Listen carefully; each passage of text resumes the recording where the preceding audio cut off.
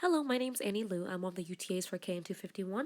Today we'll be focusing on components of the nervous system, more specifically an overview of the PNS and the CNS, and then focus a little bit more about the specificities of the PNS. We'll be going over each part, but in order to organize this in my mind, I like to think of it almost like a tree that keeps branching out, and we'll be going over each branch, if you will. So, the peripheral nervous system will be the trunk, and then it branches out into the autonomic and the somatic, which then goes into little branches the automatic goes into little branches of the sympathetic and parasympathetic. So let's first start off with a PNS. Now, what is a PNS? The PNS stands for the peripheral nervous system and can be separated into somatic and autonomic. We'll be going over somatic and autonomic later. But what is unique about the PNS is that it mainly consists of motor and sensory neurons. And while the CNS, or the central nervous system mainly contains relay neurons, and you can almost think about the central nervous system as a control unit, and you can relate the word central to control. It consists of the brain and spinal cord, and the PNS also contains peripheral nerves. So it contains nerves from the shoulders, arms, and legs as well, just for a few examples. One good way to remember the difference is actually in the name itself. Peripheral means away from the center, while central you can associate with the word middle. And the middle of your body can be your spinal cord and brain. Okay, so I updated the list a little bit more. So let's start actually labeling the human body, correct? So what we said was that the CNS, again, the central nervous system, is the spinal cord and brain. And you can also get this information just by knowing that it contains a relay neurons. So let me just add in the spinal cord and brain. Okay. There we go. So that's the central nervous system, and I'll explain a little bit more about that in a bit. And the peripheral nervous system, we know that it contains the peripheral nerves, and it's mainly the motor and sensory neurons. And because we can associate peripheral with away from the body, you can almost think of it like this. Also, the pink would be the CNS, and the blue would be the PNS. So it's just honestly anywhere that's not the spinal cord and brain. At least that's the way I remember it. Just because, you have sensory neurons all over your skin, right? So basically, you might be wondering, hey, what are the relay neurons and why is that different from motor and sensory neurons? So basically, the sensory neurons will take the information, let's say, and I'm going to be doing this in the color yellow. The sensory neurons will take the information into the CNS, and the relay neurons are located in the CNS.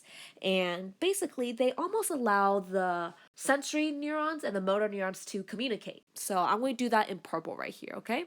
And then, like I said, they allow the sensory neurons and the motor neurons to communicate. So let's do the motor neurons in red. And the motor neurons is what actually allows the movement of whatever. So that's just a quick little drawing about how I think about the relay neurons and how it relates to motor and sensory neurons, just because it can get a little bit confusing. Alright, so here is a tree, and the first one we'll be going over is actually going to be the autonomic nervous system, so one of the first branches right here.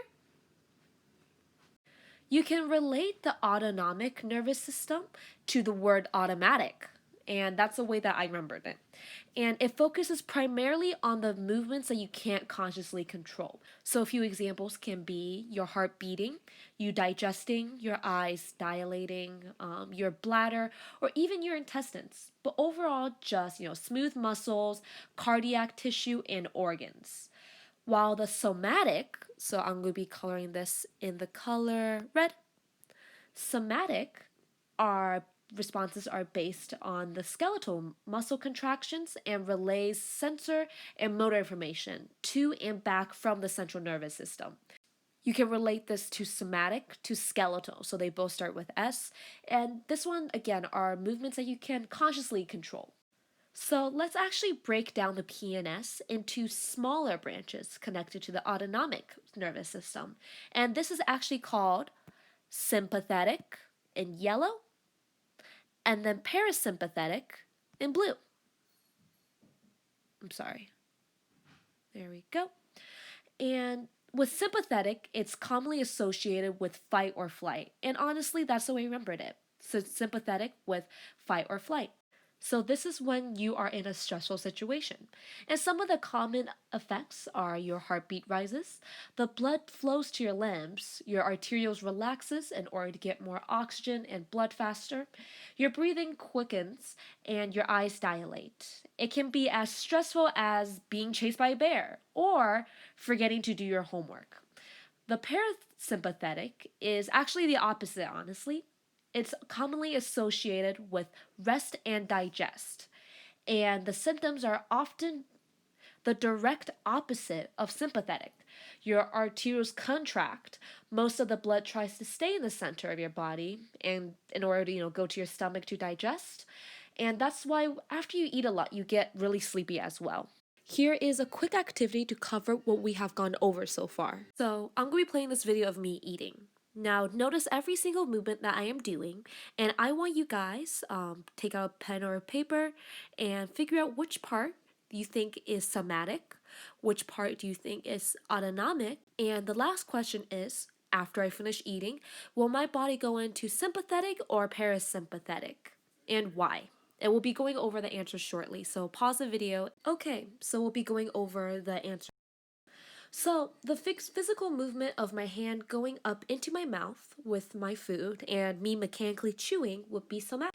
And the reason why is because I'm using my jaw muscles and I'm physically picking up the spoon as well.